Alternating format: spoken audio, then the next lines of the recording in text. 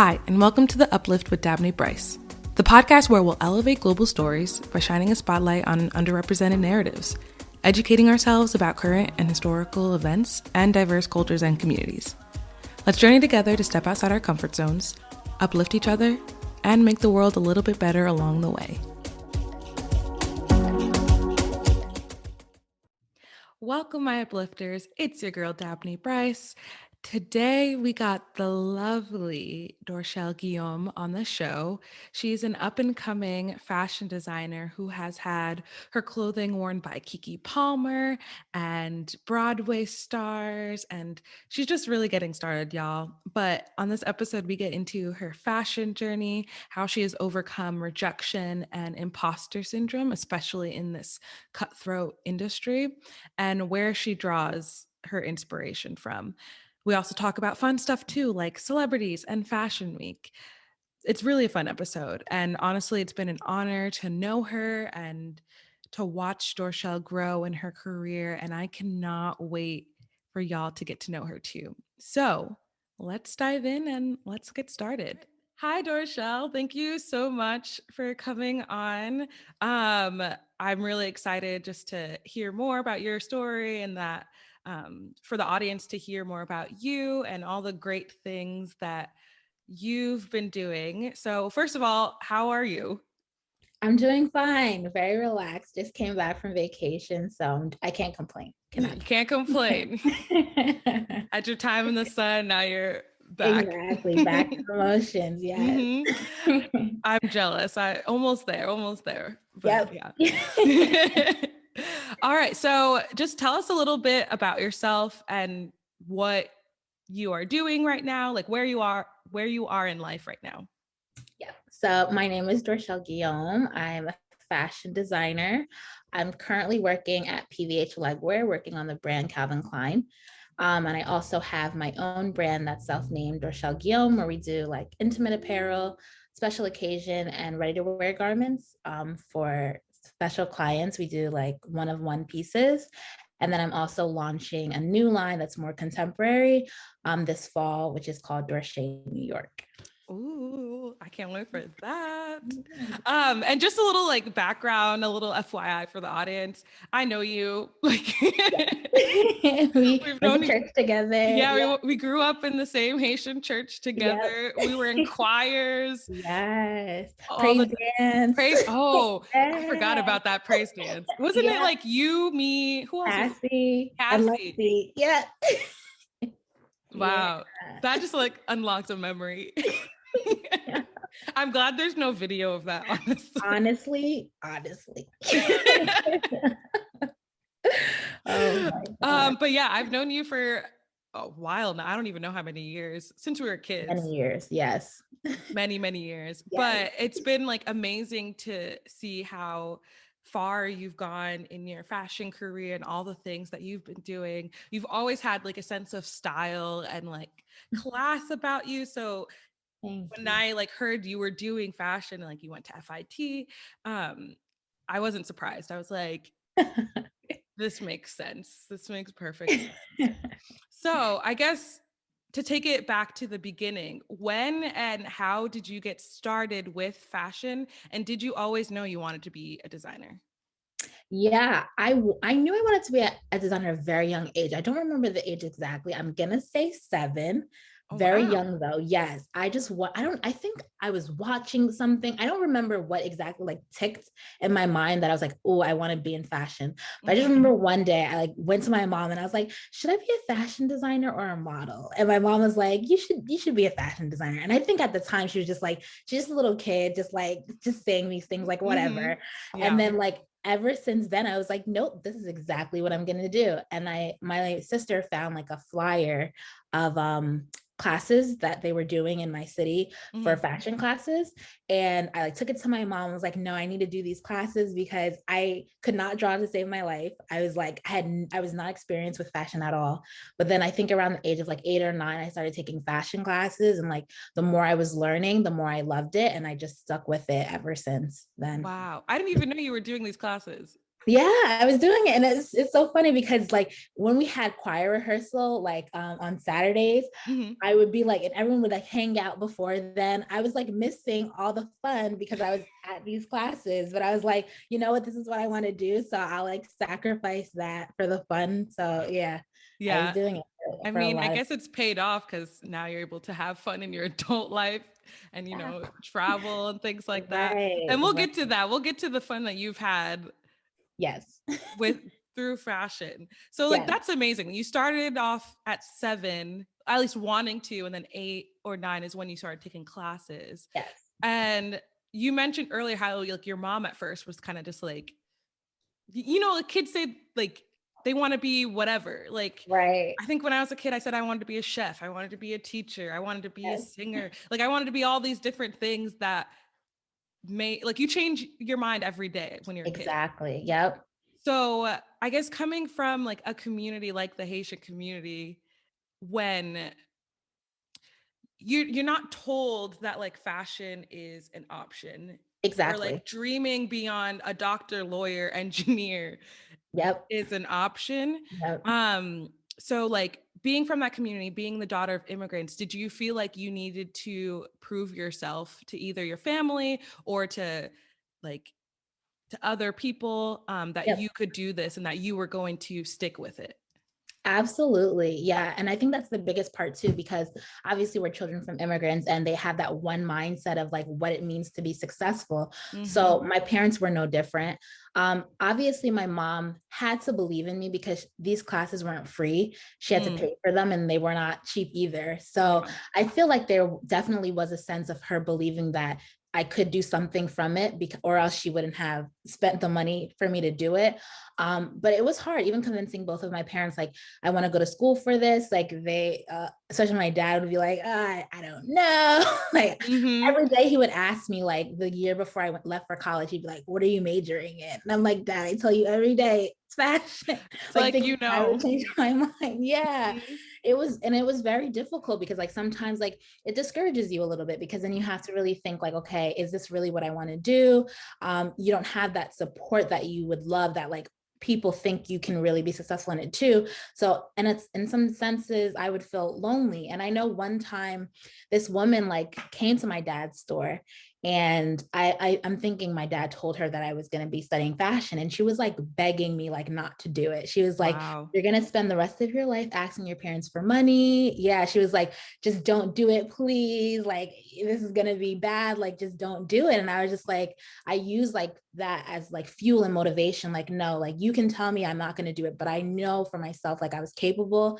I knew that I loved it so much and I wasn't going to let that deter me. But for sure, it was hard. And a lot of times, especially people in our church and the Haitian community as well, they just couldn't understand it like that, Mm-mm. as that being a career. It's like more of a hobby. So Yeah. yeah, Mm-hmm. it was difficult, but I, like I said, I think I use that more of like motivation for me to actually become successful in the field. Yeah. I think that's so true. And I feel like all of us, like being generation in general, like that's what you experience because your family, they only know, like you said, they're one track minded. In Yep. their heads, they're like, we came to this country so that you could go to school and get a Yep. job after you go to school and make Yep. money so that you could have whatever this better life than they did, whatever Exactly. that means. I Right. always Right. found it interesting. I was like, what is this Right. better What life? am I? Yeah, Is it exactly. just I'm making more money? Money, right. I feel like that's really it. It's just like Yeah.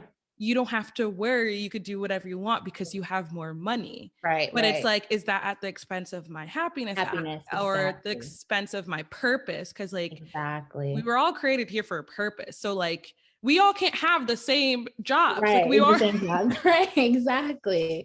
And evidently, money doesn't buy happiness either. There's so many No. people who make a lot of money, but they're miserable. They wake up like not happy with what they're doing. So for sure. Yeah, exactly. And the woman that told you that you couldn't do this or to prevent you, obviously she was wrong. Yeah. But I relate to that because I've had like I got my first degree in global studies. Mm-hmm. Because eventually, like one day, I would love to work for the UN or start my own organization through the UN. Mm-hmm. Um, and I remember telling, like, I first was an IR major. I was in international relations, and I switched to global studies because I Mm-hmm. couldn't stand my courses about war. I was like, I don't care about war. Like, Yeah. how do I help people? That's what I really Right. want to know.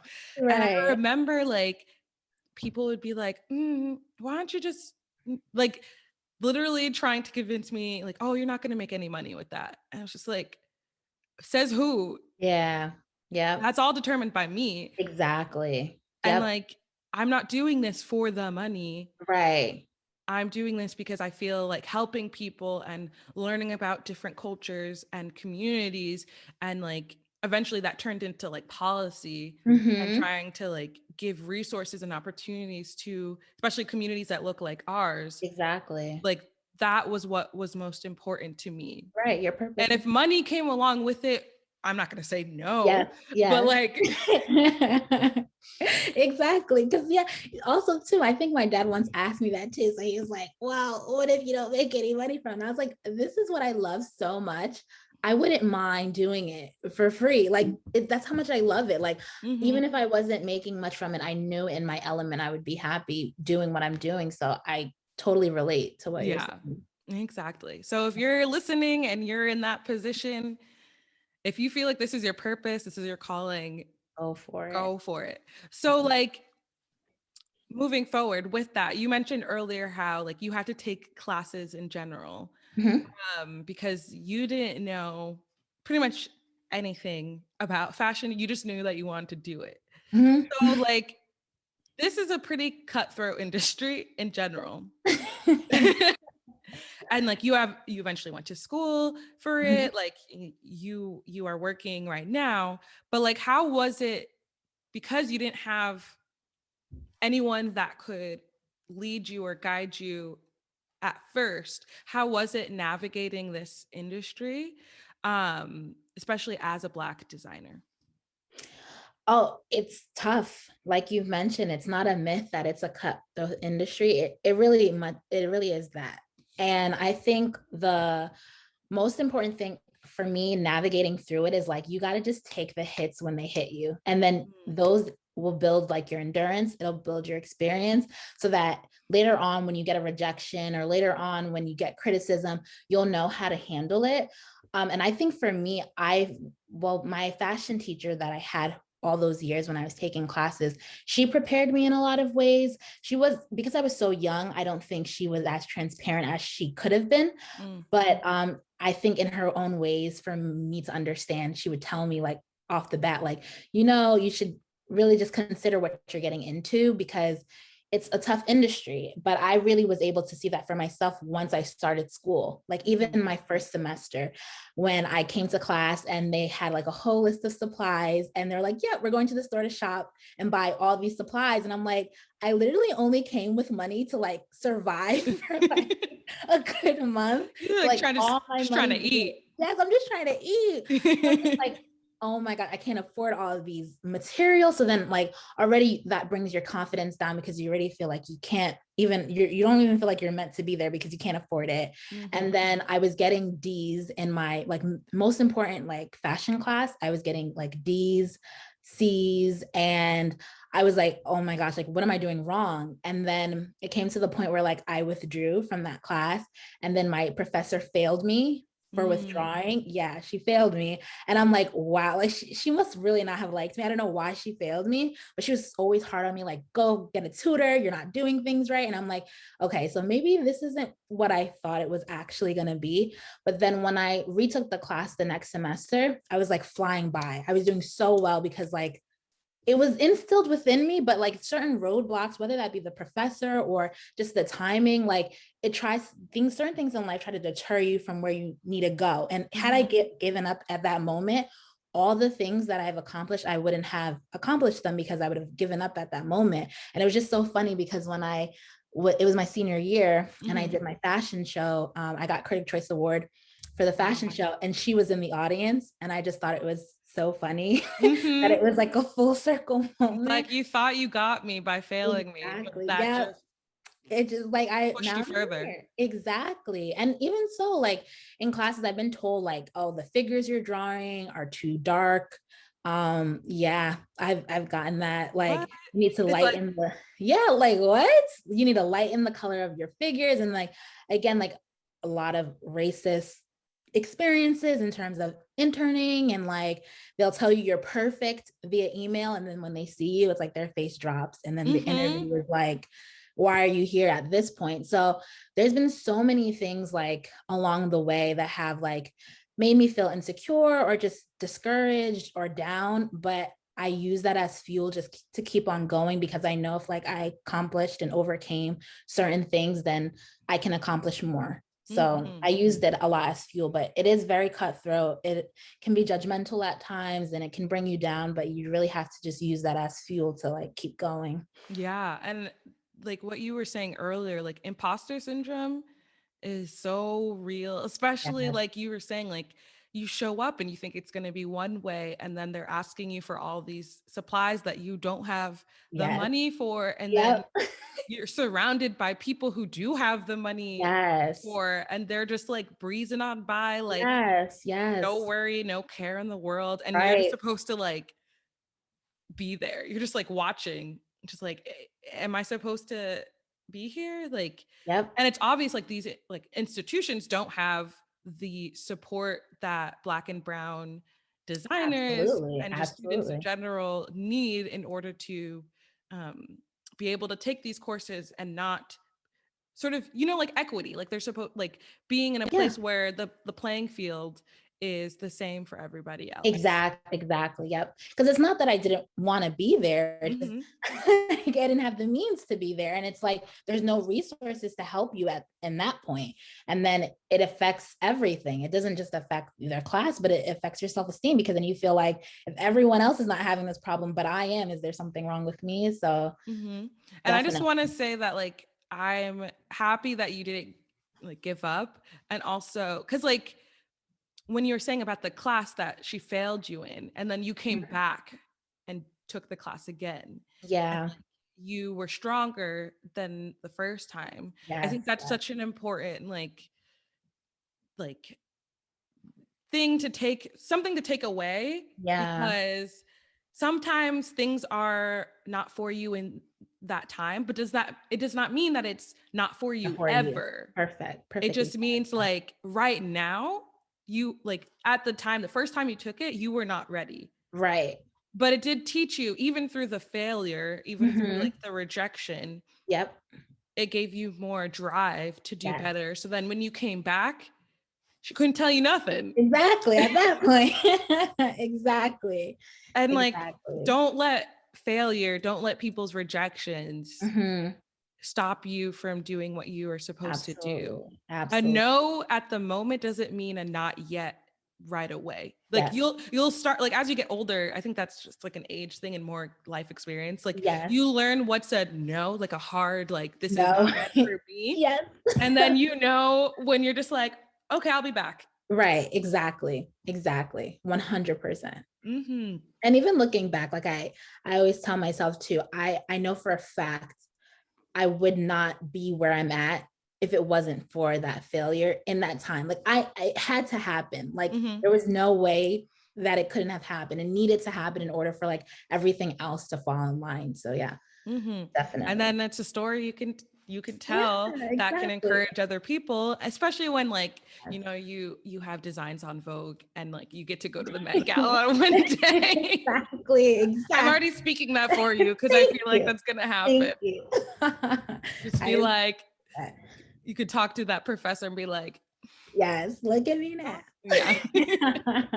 So Exactly. I guess given that, like, how were you able to make connections in order to progress in your career? Yeah, so definitely for one, the school I went to, FIT, had the one thing I can say that they do really well is connecting you within the industry, because they're the ones who are setting you up to go to like New York Fashion Week shows. They're the ones who, when you go on interviews and they ask like what school you went to, and you're like FIT, and then like they're more inclined to help you or even hire you if they know you've went to that school, because it is prestigious in that way. They know that you'll know your stuff because of the school you come from. So definitely, I think going to FIT definitely helped me get well connected, even through my peers, because it's really true. Like when you have like that one foot in the door, you know, that one person, you can get a lot more opportunities. So even with my classmates, like if they had an internship, I'd connect with them, see how it went. Maybe they have a contact that I could use.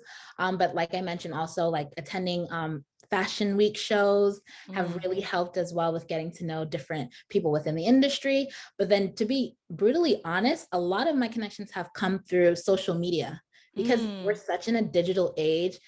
And when people see your work, they'll reach out to you, or even myself, when I see like a photographer's work or a model's work, like I'll reach out to them, and it's like an instant way for them to kind of see what you do, see your work, and decide whether they want to work with you or not. So I think it's kind of like part you have to kind of go out there and make the connections on your own through events or what you have it, or it's social media in itself, because it's a really good tool. And I think in this age, it's really hard not to be successful in certain fields, because you have everything at your fingertips with the internet, with social media and all that. Yeah, it's just putting in the hard work.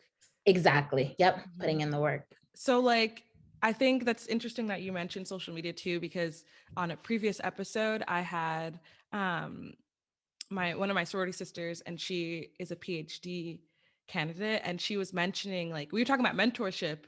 She was mentioning that like it doesn't have to be the traditional sense of mentorship. Like she's like, I just go on LinkedIn, I go on Instagram, and I just hit up Yep. people. Yep. I don't know them, they don't know me. Yep. And if I'm like, the worst that could happen is that they don't respond, or they Yep. say no, I Yep. can't. And she's like, or like, you don't, like you said, like photographers, models that you follow, and you just like, you kind of just look, like you don't even have to like, especially like the big ones that you know probably Yep. won't respond to you. Right. Right. Like you just look and you learn from them. And that's like in itself a form of mentorship, whether or not they know that they're doing that. Exactly. 100%. 100%. So y'all heard it again. So pay Yes. attention. Pay Utilize it. attention. Yes. Um, and then you've mentioned Fashion Week. Mm-hmm. I know that you went to Milan.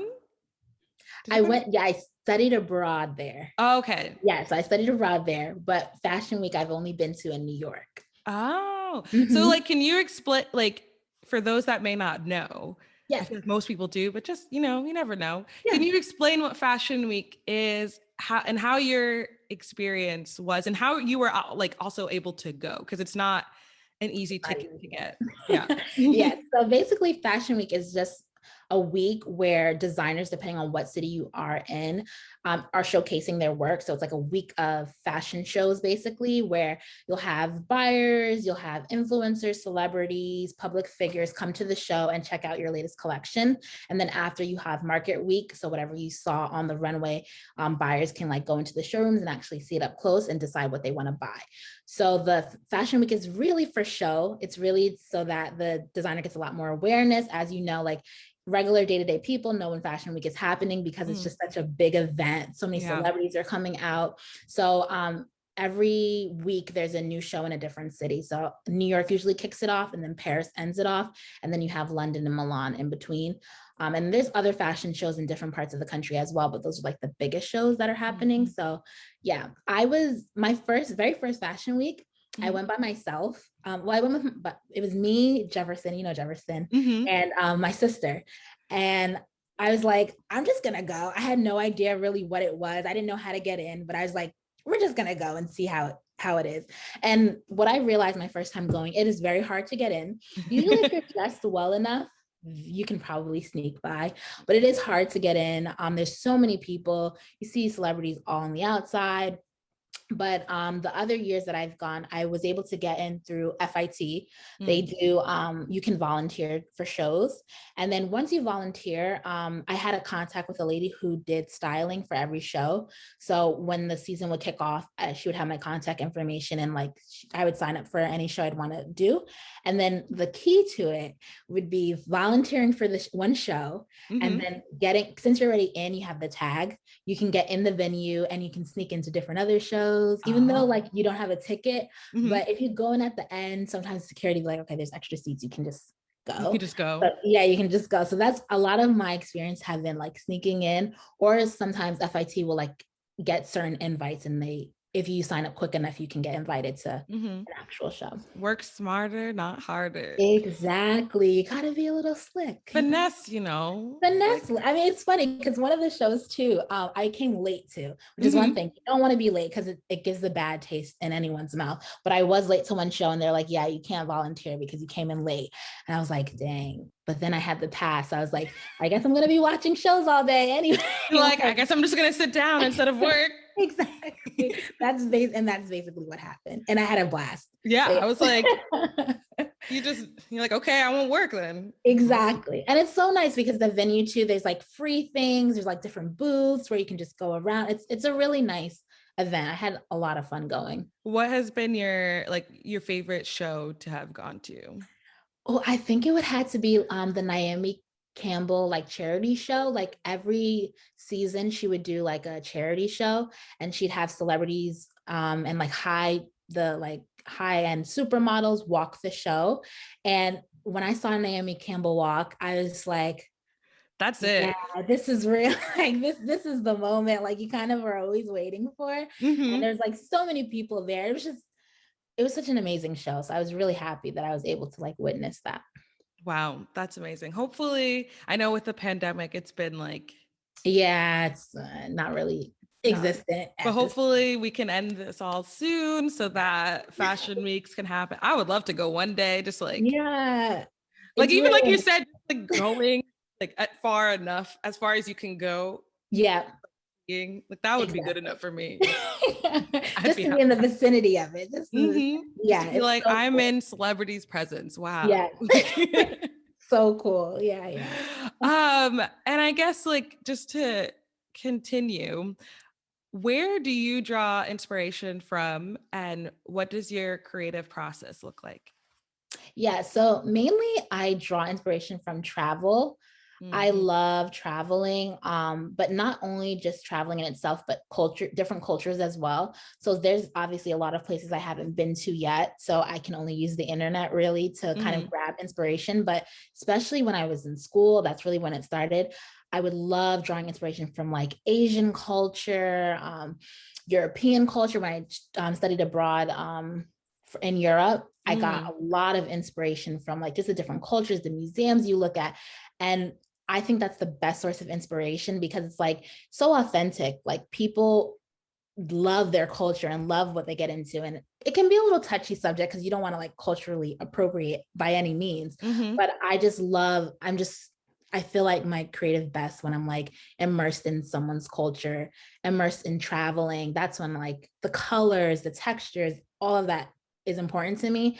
And then also in terms of my creative process, fabrication, that's really where I start off at first. So like once I kind of have an idea of what I'm looking for, I love going fabric shopping because when I look at a fabric, then I'm like, oh, this would be good for that, or this would Mm-hmm. be good for this. I know a lot of designers start off with a sketch, but I like finding fabric first and then going back and sketching like what I think it would be good used for.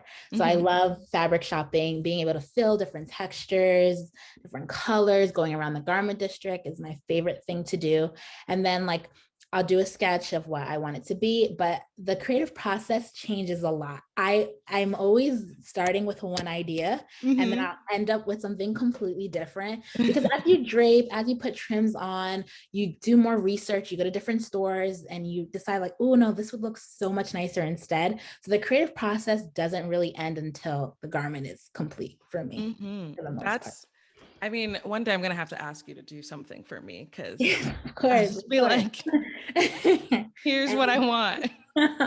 Do whatever. Or I may just like, if I ever ask you to do something for me, I would just be like, do whatever you think is best for That, me. Like, go for it, have fun. I don't yes. know where I would wear it to, but I would wear it. Yes. But that's so interesting. Like, and like you mentioned, like you don't want to like culturally appropriate a culture. Hmm. That's a conversation that I've had with my audience, like through my Instagram stories. And Yep. like it's just again like giving the key to not appropriating a culture too, besides just like costume, like culture is not a costume Right. essentially, but Right. it's also like about giving credit where credit is due. Absolutely. So like Absolutely. you were influenced by something from an Asian culture, like you will Hmm. say that, like you would be like, this is where my influences are. You don't Absolutely. claim it as your As own your own. like Absolutely. inspiration. Absolutely. And I've always said too, like when I'm big enough to have like my own actual company and people to work with, like I said, if I'm going to be inspired by a certain culture, I would love to like hire someone who's local from there to like create some type of fabrication or something to get them Mhm. immersed in the project. Cause I think that's the best way to kind of like pay homage in that way is actually being able to put money in the pocket of that culture that it comes from instead of just taking all the profit for yourself, Yeah, essentially. period. Yeah. That's how you do it. It's like that's how Yes. you make fashion more accessible too Yes. to Absolutely. people for marginalized communities, because you're not just, oh, I see that, I'm gonna do it myself. You're Yeah. like, oh, I see that, but you are better versed and better, you know this culture better than I do. So Yes. let me Yes. pay you to be a part of my brand Exactly. and you get to Exactly. do this. Exactly. That's the way to do it. Because a lot of times people come off of like, oh, it's harmless. I didn't know. I didn't know. But it's like if you did your research, if you hired someone who did know, you would avoid that mistake. But Yeah. unfortunately, that doesn't tend to Yeah, happen. I don't know is not a reasonable excuse anymore. It was never an excuse, but it's like we are in the digital age. It is not hard to Google Exactly. Find somebody. or to find Yeah. anybody. Yeah. Or Like yeah. Or to Google. Yeah. That's the one thing they always like, oh, I didn't know. And it's like, if you just, yeah. Okay. I'm always just like, that's how I know you don't have someone on your team also Exactly. that A part of, is yeah, it's not mhm, diverse enough. mhm. Absolutely. Yep. Because they would have been the first They to would be tell, like, yeah, to tell you like, no, you this is sure? yeah. Sure you want to do this? Mhm. And then I guess like what advice would you give to someone that's hoping to break out into fashion?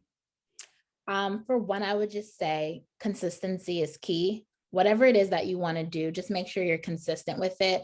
I know, like, a lot of times in fashion as well, like, so many people are breaking into the industry. It's kind of like music, like, it's an industry that everyone loves and they want to take a Mhm. part of. And I absolutely, at first, I was like, no, you should go the traditional way because so much goes into it. And I'm so passionate about it. But now I understand, like, people love it, so they want to be a part of it, and it's fine. But I'm just always like, just do your research, take your time. A lot of times I think people get into it for the wrong reasons. And it's just Mhm. like, just before you get into it, know it's exactly what you want to do. Do your research on it.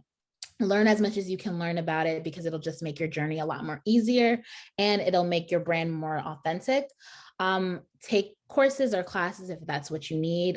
Don't give up. It is a very cutthroat industry, but like if you're consistent, you love it, you're passionate about it, you won't have a problem going forward. And like I said, the more you know, the more information you know, whether that's through business, if you want to start your own brand, or fashion in itself, if you want to actually create things, the more you know, the more it'll help you. So just don't rush into it. Take your time to understand the industry before you break in. But everything is super accessible. So if it's something you want to do, it's totally possible. Yeah, especially nowadays with like YouTube, and Yes. you don't Yeah. have to like you went to school for that, but like you didn't Right. have YouTube, like YouTube now versus YouTube when you were It's a sort of lot learning, different. it's a lot It's a different. lot different. And like there weren't a lot of like how to's or how to navigate this Yep. industry. And so you kind of had to like, you had to pay out of your own pocket to get those resources. But Exactly. nowadays, like you don't have to necessarily go to school to Nope. learn, as long as you got a, like Computer. hopefully a Yep. computer, a Phone. phone, Yep.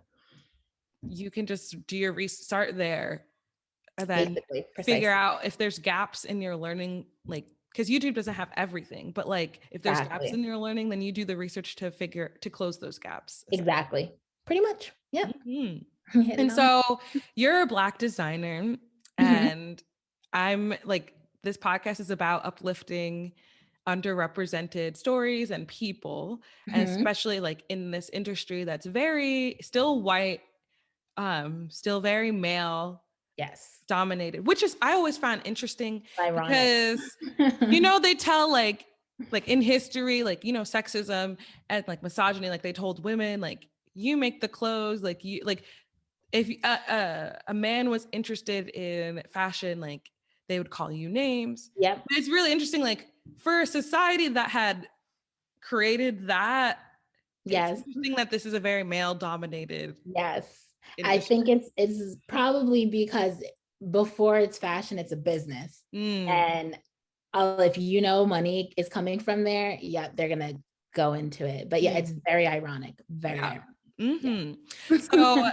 obviously, I'm here to uplift any sort of Black designer, especially you. So how can everyday people support Black designers, especially when it comes to like we can't, like me, like I can't afford fashion week clothes. Yes. I just can't. Like there's a reason I'm not invited. So like how can like normal people Mhm. support people like you and others? Yeah. So yeah, of course, if the aesthetic isn't your style, or if you can't afford the pieces of whatever brand you want to support, I think the most important thing now, especially again, digitally speaking, is just sharing. If there's a post that your favorite brand is posting, repost it, share it with a friend. If you know someone who might like it or is able to afford it, share it with them. If saving it on the algorithms is really good too. Mm, It boosts you up on the timeline. So saving it, liking it, doing a quick comment like, hey, love this stuff, like showing appreciation, because even though that's really good analytic wise, it also makes the designer feel good too. Like when I see like this post is getting a lot of engagement, it's getting a lot of comments, it boosts me up a little bit to know like, okay, I'm doing the right thing. People are really liking it. It also helps me down the road when I'm designing something new, like, okay, this was really popular. This is what a lot of people were drawn to. This is what people weren't really feeling. So I think definitely like just social media wise, being able to share things, comment, liking it, and then also just referring as well. If you know someone's having an event, if you know someone who needs something, just saying like, hey, I know this person who does this. Word of mouth really goes a long way. So it's just simple things that don't cost you anything to yeah. support. I think definitely goes a long way. Yeah, it's very easy. And then like to remember that fashion is also a business. And Yeah, so having engagement could lead to different partnerships and opportunities for absolutely. that Absolutely. person. So Yep. it's not just enough to follow someone, but like actively participate. Yes. And then like you said, like it doesn't take much. It literally like you 2 seconds. save it two Yep. seconds. You want to comment, you could literally just comment with an emoji and that's it. Exactly. Yep. And that's all you need. Yeah, Yeah. that just Simple. shows Yeah. engagements. Like, I don't care if you had this long paragraph. I don't need a Right. paragraph. I just need an emoji and I'm good. And you're good. That's it. But all of those things are super helpful. So for sure. Hmm. And then I guess before we get into like, that's it for the serious questions. But Okay. before we get into like the speed round, where can people follow you? I know you have a lot of different accounts for your different like types of brands. Yes. So where can people follow you? And I'll put this in the show notes so that they can, Perfect. yeah. Yes. Okay. So you can follow me on Instagram at Dorshelle Guillaume. That's my main brand where you can see everything. Dorshelle Guillaume on Facebook, DorshelleGuillaume.com. That's where you can see all my work for my main brand. And then for my new upcoming brand, you can follow me at Dorshelle New York. Very exciting things coming up there. So yeah, just give us a follow. Follow her, like her, all the things, save it. Yes. Um, so we're gonna get into a little speed round. Hmm. Don't think too hard. Well, one of them you may have to like think a little bit and just like share. It's more of storytelling. The one question I have for you. Okay. Um, but yeah, don't think too hard. Okay. All right. It's only like 4 or 5 questions. That's Cool. all. So, favorite designer? Mm, Alexander McQueen, Mm, definitely. classic. Yes. Perfect combination of just like um elegance and then like just a sense of like opulence and royalty, which I love, but it's also very ready to wear. It's just like a nice combination of both. So I love Alexander McQueen. Yeah. I love ready to wear because I'm like, okay, I can actually Wear see. it. Yeah. Some fashion shows, like I love this kind of goes into my next question. But I Mm-hmm. love like fashion reality TV shows. But Mm-hmm. I'm always like, who is wearing this? Who I guess like actually, side note, can you Yeah. answer that? There's certain like clothes that you're like, I'm not wearing this in public. I'm not wearing this to an event. Yep. Where do people buy this?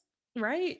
I mean, yeah. So like a lot of the times, like that tends to happen a lot too in couture. Like there's certain Mm, things that people are not going to wear because one, it is literally priceless where you can't afford it. mm, Or two, like it is very outrageous.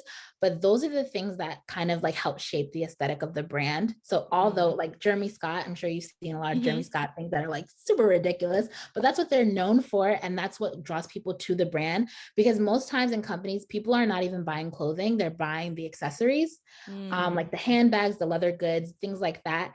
But it's those big ideas that are helping to push the brand. And that's what brings brand association, where people are like, oh my gosh, I've seen that. I can't afford it, but I'll buy the bag. And those are the things that are actually putting the money in the brand's pocket. Oh.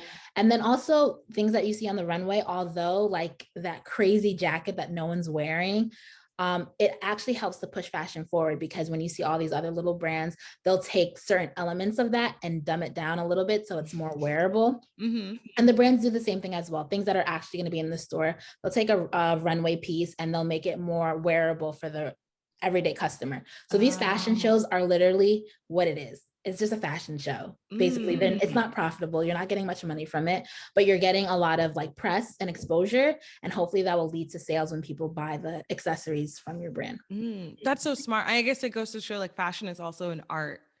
Yes, very It's much so. like when you go to an auction and you see like a certain painting Yes.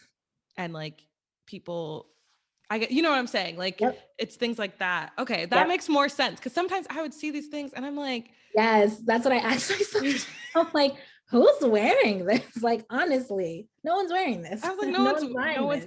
that's what I'm like, no celebrity would be caught dead in that. Right. Yep. Maybe Lady Gaga. Like literally Yeah. that's Yep.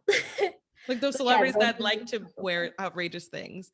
Okay, Yep. so that answered, I feel like a long, like a question that I've had for years. I feel like whenever I watch fashion shows, I'm just Yep. like, what happens? Um, Yep.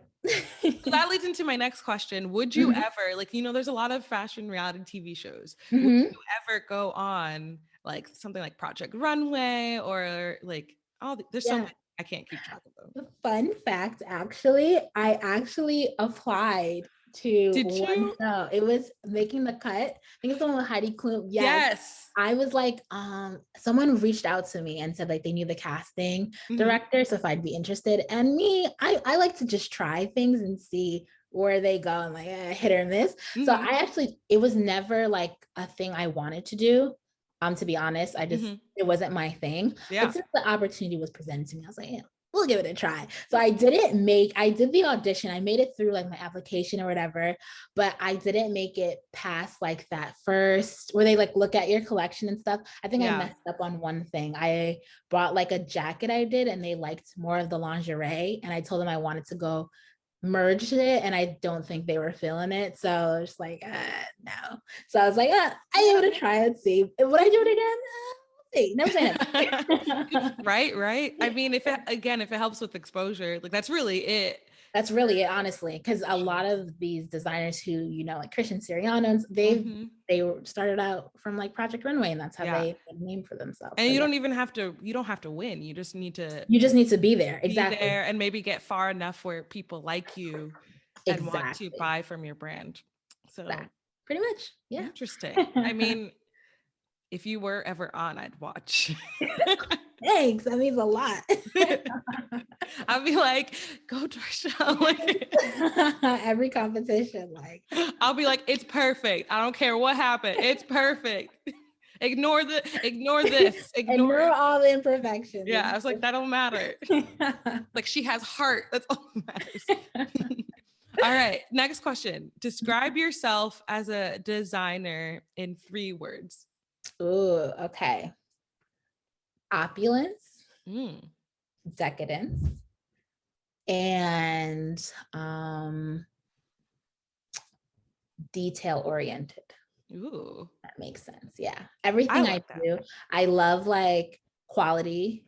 I love details, like super intricate detailing, that a sense of royalty, like I mentioned, that I love about Alexander McQueen. I love that sense of just like royalty, gold, like I love it. And that's what I bring to my brand as well. And me as a designer too. Wow. I mean, I feel like because you like gold and like royalty, I feel like you would love Versailles in France. Oh, yes. Oh, Pass of Versailles. Yes. I Mhm. went there. Yes.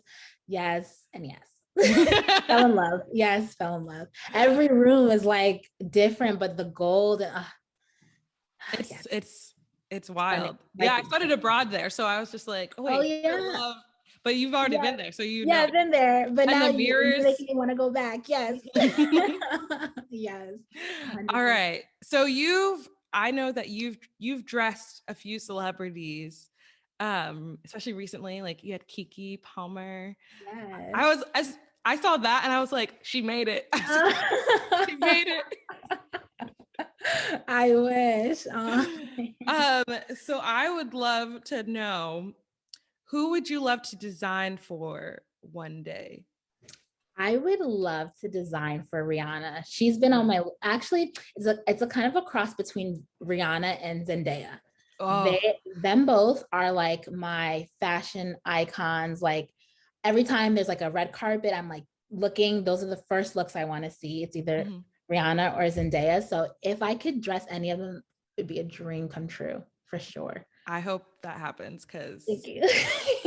Just putting it that out. would, if I like, I obviously am not a fashion designer or anything like that, but if I had to choose fashion icons, it would be those two. Yes, they do not miss. They Mm-mm. never miss. Especially Zendaya lately. I feel like Zendaya has been I feel like she's had a lot of like magazine spreads lately. Yep. And I'm just like, how does everything Killing she it. wear look good? So good. Her stylist is amazing. He never misses. That's what I'm No. like. Yes, if they are doing my look, I mean, if they're wearing one of my outfits, it's gonna be over. Like Yeah.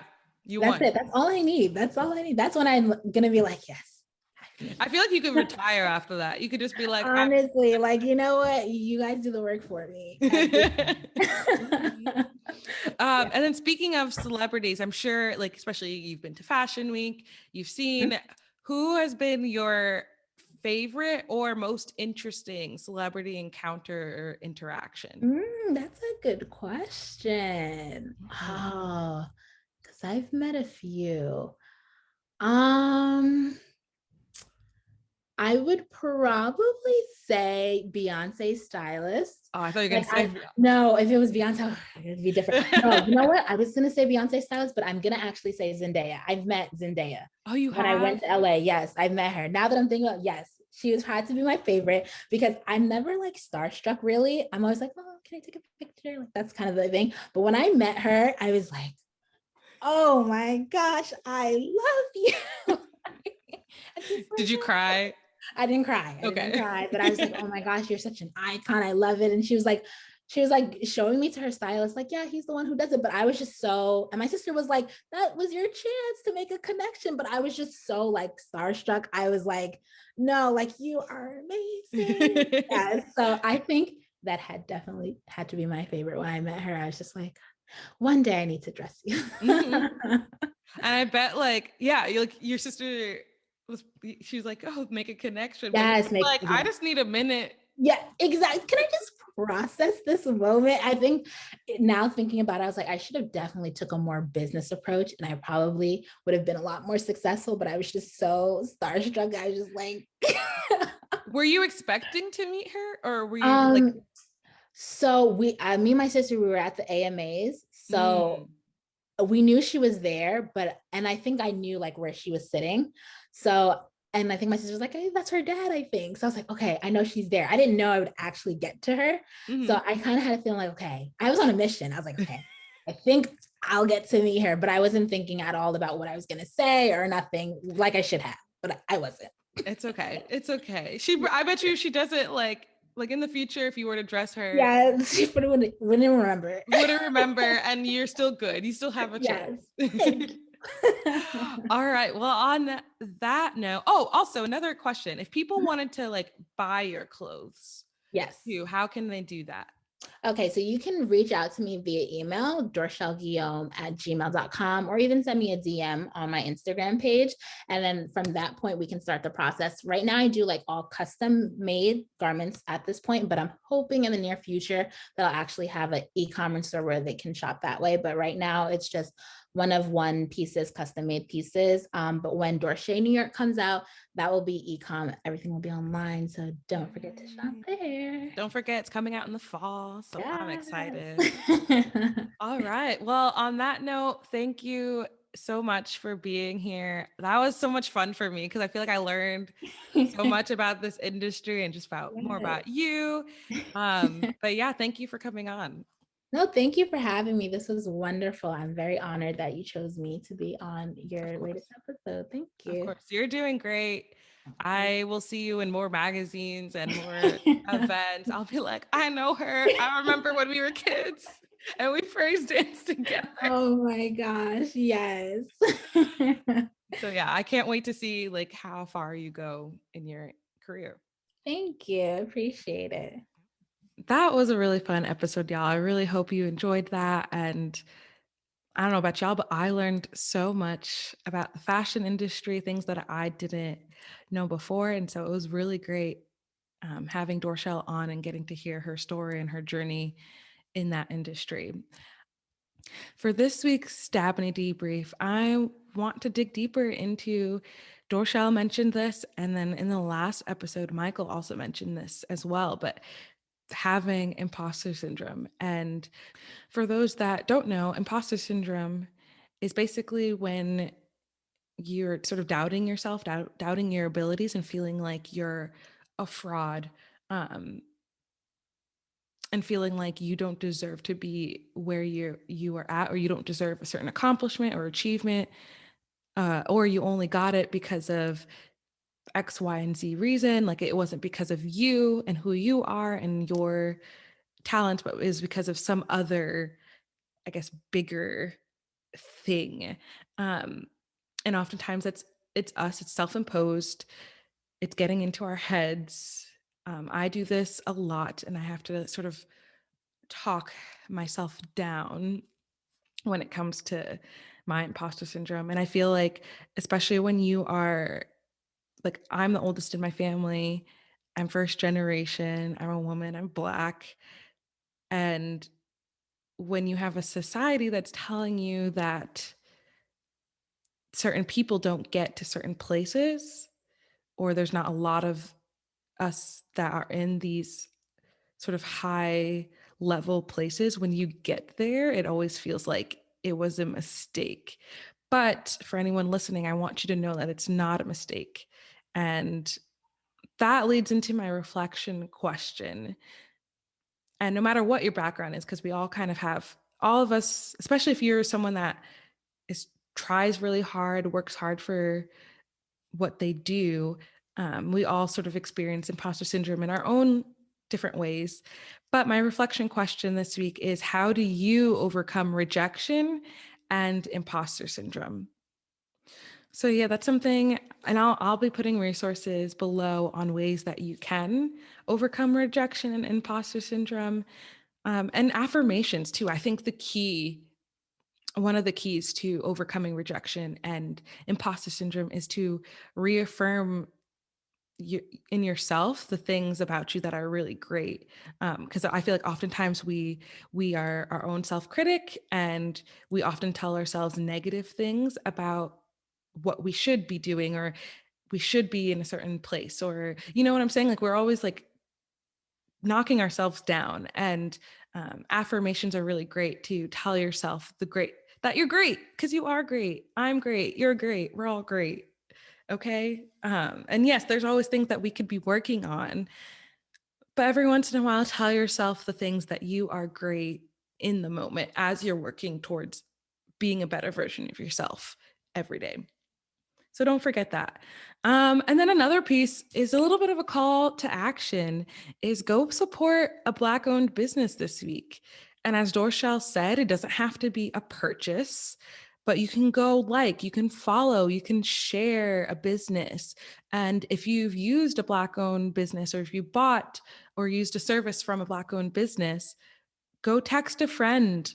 Word of mouth goes a long way, and it's more likely your friends and family will buy from a business or use a business's services if they hear a good review from someone that they know and trust. So yeah, call to action, go support a Black-owned business every day, every week.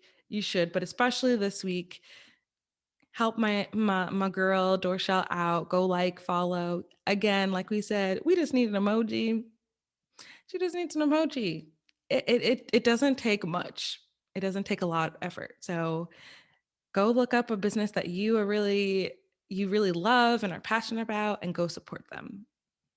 But yeah, that's all for today. I really hope y'all enjoyed the episode, and I cannot wait for y'all to hear more. But again, thank y'all for your support, and I'll see you soon.